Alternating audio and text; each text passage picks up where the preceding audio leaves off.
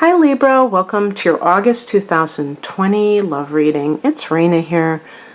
Oh my gosh, okay, fourth time's a charm here. I won't even go into it, but in any case, I'm using the Ethereal Tarot deck. Yes, that's the name of it. And I think this artistic style is called Art Deco. There's like two early 1900s late Victorian period artistic influences, certain things going on at that time, and I always get them confused. But I think this is Art Deco, and it's like very clean lines, but romanticism, pastel, I think was part of that, if I'm not mistaken. Let me show you the back of the cards. I think that there's value to having beautiful backs of cards, because when you're shuffling you get to see them. See, I can kind of tap into that Libra aesthetic. Okay. The heart of the matter, the five, well, what I call it in this spread is the situation at hand. And by the way, this is for people who are single as well as people who are in relationships that are, problematic to the extent that they're thinking of exiting them. Let's put it that way. No relationship is perfect, let's face it. So in this particular card, we see a scene of conflict. And this is one thing that I haven't mentioned, which I probably should with this card, is that there are multiple people here. So I want to always bring it into that area too. But this is, in general, this is a card of conflict. So that means that people who are in relationships may find that all of a sudden things are not working anymore, that they're bickering more than they used to, that they're not agreeing on very much of, if anything. Typically, I would say this is not the Libra's fault. If anything, you're the type that would try to make it all better. Be the peacemaker. Be the one that takes responsibility for the conflict, really, when you come to think about it. And that's a situation you don't want to get into, because it'll set it up where you're the one that's wrong. And you might not be. And by the way, sometimes the reason that a person, if like you're dealing with somebody who normally was very agreeable and all this stuff, and all of a sudden they're picking fights and things like that, it could be because they feel guilty about something. Maybe they're cheating, maybe they want to leave the relationship and they feel guilty about it. So in a weird way, their shred of decency might be provoking them, spurring them on to do something like that, so that they can kind of force you to be the bad guy. And the bottom line is that if the relationship isn't working out, it makes sense to reconsider it, doesn't it? And on your end, you may, because when I was doing this, multiple times, I was thinking about, could Libra ever be the one who is doing this? And I think, yes, that's possible, because, you, like anyone else, you might be dissatisfied in a relationship and you might feel guilty. So you might start to, with Libra, it's usually passive-aggressive types of little things that you do or say. That creates the possibility for conflict, and then maybe the other person stalks off in a huff. But like I said, there are more people here, so there might be a situation where other people are contributing to the conflict. your friends, their friends, your partner's friends, in-laws, family members. Sometimes in a particularly dysfunctional family, you'll have multiple family members who are kind of like tag teaming together, and they're against the in-law because they're not part of the group. They see them as an outsider, and the person might not be doing anything wrong, and they might be trying to get along with them, and they will not accept them. So at the end of the day, it really doesn't matter who's doing what, except if it is an outside influence. It is the responsibility, if it's not somebody that you're you're associated with, then it is the responsibility of your partner to lay down the law with those people. It's kind of like if you're being tormented by your in-laws. You can't, I think that a partner has to tell their parents in no uncertain terms that they're not going to tolerate mistreatment of you. If you're not doing anything wrong, then your partner should definitely make that choice and choose you. But a lot of times that doesn't happen.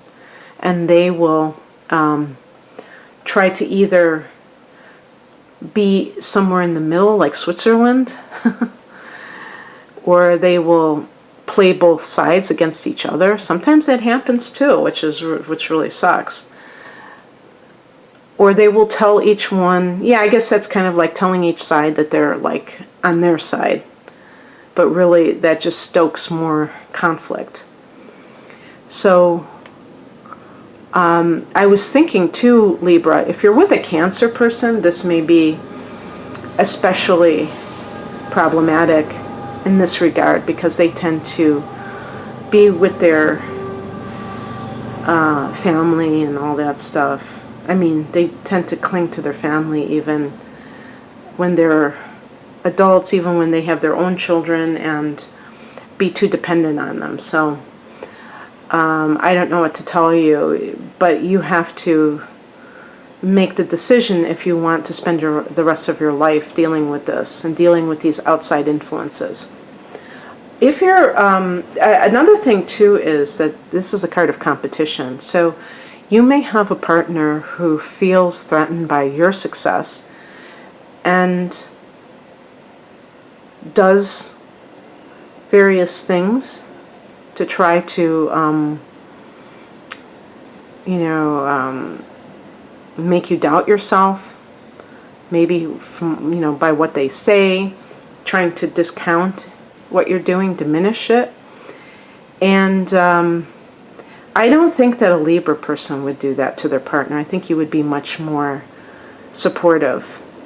Of course, there are going to be problematic signs in every sign can be problematic, but I think in general that would not occur. So if your partner is like that, you have to face the music. And what I would say specifically, if you are with somebody who is always, arguing with you, is that it takes two to have an argument. But also, do not placate that person. This is the thing. Sometimes people are always accusing their partner. They're keeping them in this constant state of the defensive posture. This is kind of a tactic you could call a mind control tactic or an emotional manipulation to keep that person feeling insecure. And that to me is very abusive. Or you could just say it's very toxic. So it's up to you to decide whether you want to put up with that. Okay, I'm trying to see here. Okay, so what catalyst has in the past, and this could be the recent past, has brought light on the situation? The Four of Pentacles. Again, see, Pentacles. Four of Pentacles can be a card of financial security. And maybe there's, they say that couples fight over money first and foremost. Oh, one thing I should note is that if you are single, the Five of Wands can be simply that you are in the dating scene, if you will. And there are lots of, it's like having to put yourself in this competitive arena where there's, different people, and they're like, okay, which one is the best one for me, and all that kind of thing. And it doesn't have to be bad. I mean, this card can be like friendly competition. So you don't have to see it in a negative light, but you have to, it's like not for the faint of heart, let's put it that way. And, I think Libra people aren't really fragile. You're nice, but you're not fragile, and I think a lot of people find that out sooner or later. But getting back to the Four of Pentacles, for people in relationships, this can be somebody else's fragile ego, where you're the one making the money, you're the one controlling the money because you're making the bulk of it, and so you get to decide what, how the money is spent. So maybe there is a bit of a power shift, and typically I see this where the woman is the one in control, but it can play out in any type of relationships, including same-sex relationships. Especially if one person is more problematic and they are more controlling. I mean, in any type of relationship you can think of, there can be problems. Not every type of relationship is without problems, and there can be that one person who is trying to control the relationship and control that other person. And if that person happens to not have a job, or they have gotten their hours cut or what have you, and they are no longer the chief moneymaker, then the power dynamics can shift. And a Libra person, I don't think, is one of those who is going to just be drunk with power or anything like that, but it still can be a subtle shift, and that other person it might freak them out, and they react by becoming more combative. And so it might have some kind of a financial angle to it. And another possibility too is, let's say you are a person, I'll just say a stay-at-home mother whose children are old enough to go to school, and you decide to go into the workforce. And now all of a sudden you're earning your own money, and your partner is not the one controlling the purse strings anymore. That can be a major adjustment. And I'm bringing up these things to also highlight that sometimes the other person, it isn't that they're a bad person, it's simply that they don't know how to really process their uncomfortable emotions. So they may just lash out. And it's kind of like their fear doing the talking for them. And so the reason I want to bring that up is because I don't want people to think that in every case that the other person is a villain. But by the same token, not to say just to ignore it. I mean, you can't really ignore something like that either.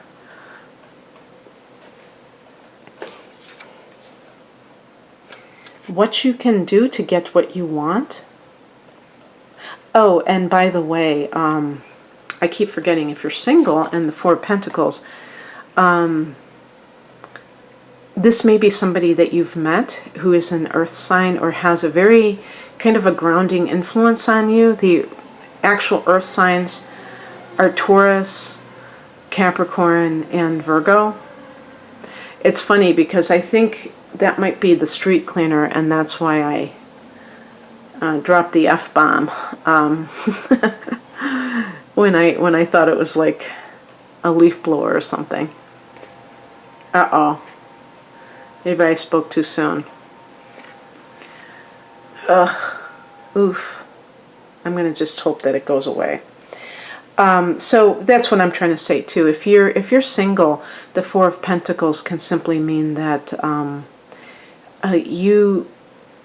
let's say you're like in your early 20s, mid 20s, and you're supporting yourself financially for the first time. Remember that. I know this is about money, but it's really symbolic of your freedom. Make sure that when you get involved with somebody that you're doing so for the right reasons, because you have your whole life ahead of you. And even if you're middle-aged and you're divorced and you've been through the mill with relationships, consider enjoying that freedom for a while. At the very least, don't be eager to jump into something new. How you can bring this into your life, the Sun card, this is about love. This card is all about love. But it's about joy. And I think, because this goes along with the law of attraction, and I think it makes a lot of sense. The more you are enjoying life right here, right now, as a single person, the more I think that you will attract the right partner to you. It seems to me that the people that tend to get involved in one problematic relationship after the other have a kind of a sense of urgency that's actually more a sense of desperation. I need this person in my life to complete me. When in fact they are to complement you, not to complete you. There's a big difference. You're not missing anything on your own. You're not like half of a person. So I think the Sun too really is about being yourself, being authentic to you.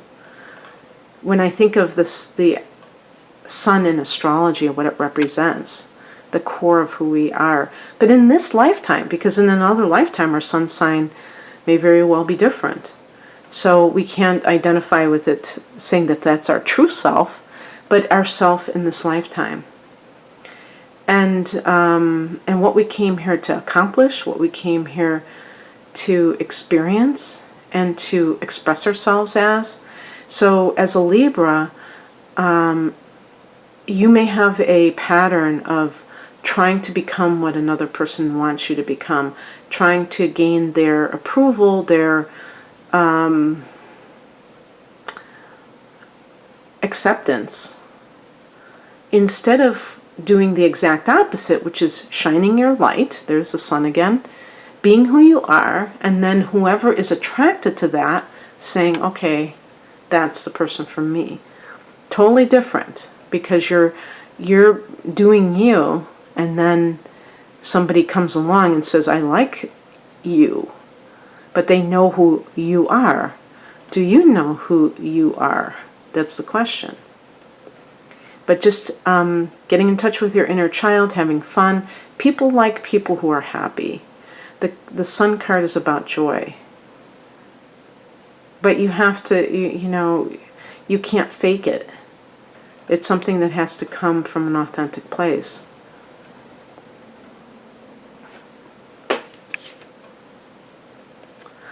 The influences around you, people, places, and things. This could also include astrological transits to make this happen. Queen of Wands. I connected to Leo because of sunflower. See, when I got this deck, I think how I found out about this deck was I was Googling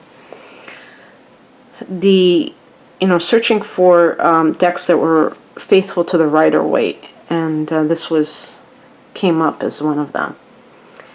And yet it has its own flair, as you can see. It's a nice change of pace. So consistently, in at least 3 of the decks that I own, this card appears with the sunflower. We know that wands connect with fire, so Leo could certainly be that. But it's supposed to connect with Sagittarius, so oh well. And of course, Aries is the other fire sign. So somebody of the fire element, a woman of either a mother figure who can be of assistance to you. So if you're dealing with in-law issues, maybe there's somebody in your corner who puts in a good word for you, who tells them to knock it off. If maybe this is somebody that you look up to, that you would like to become. If you're a woman, you'd like to emulate their qualities. Kind of like a mentor. Maybe somebody who doesn't even know she's a mentor, that you kind of like try to aspire to become more like her.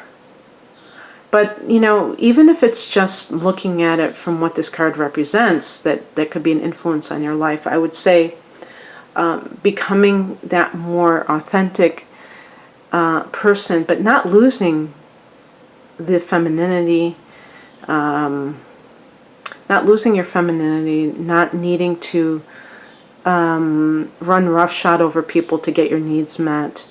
So in a relationship, still being able to understand the other party and understand their fears and still sticking up for yourself, having the confidence to do what you need to do. And I would say too, if you're a woman who's interested in men, having the ability to ask a man out,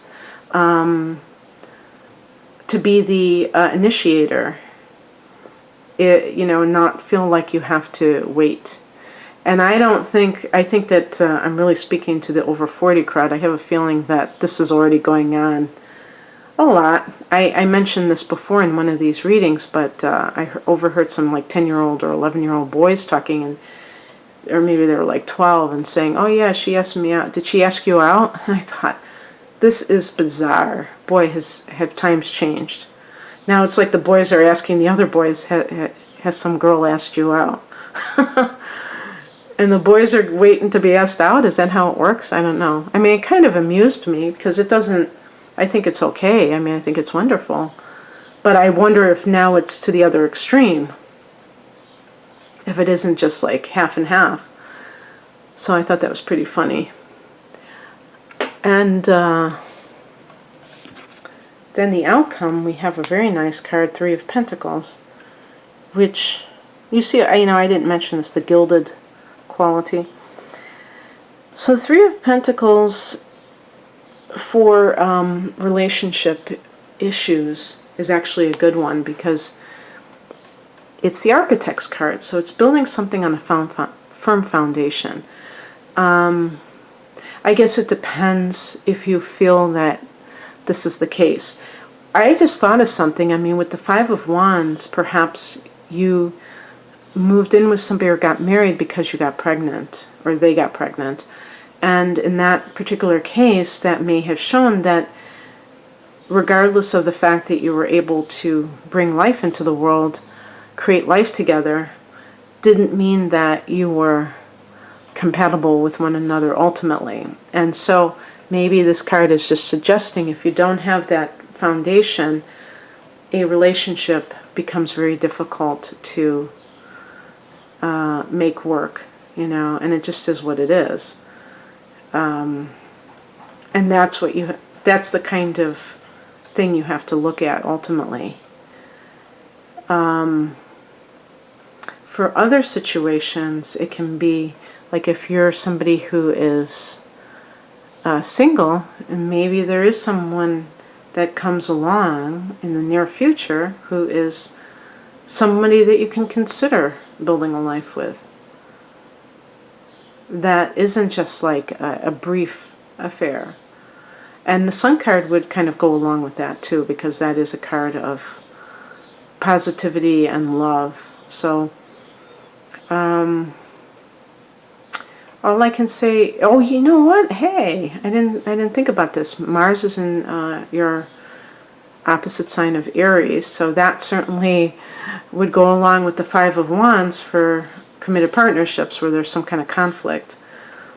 But sometimes conflict doesn't have to end the relationship. It can actually be the catalyst for uncovering all the things that haven't been working. But that, you know, the responsibility lies with you too, Libra. You have to be able to speak up when you are not happy with something that's going on. You can't just hope that the other person's going to read your mind or read into your little, you know, asides that you're not a happy camper. You have to just very calmly state that you're upset with something and what it is, and the more that you can do that without fearing conflict, I think the less conflict you'll actually have. In my experience with Libra, the more that they try to avoid conflict, the more it seems to follow them. Okay, that's what I have for you, Libra. I hope that you enjoyed this. If you would like a personal reading, the link is below. Thanks for watching. Take care. Bye.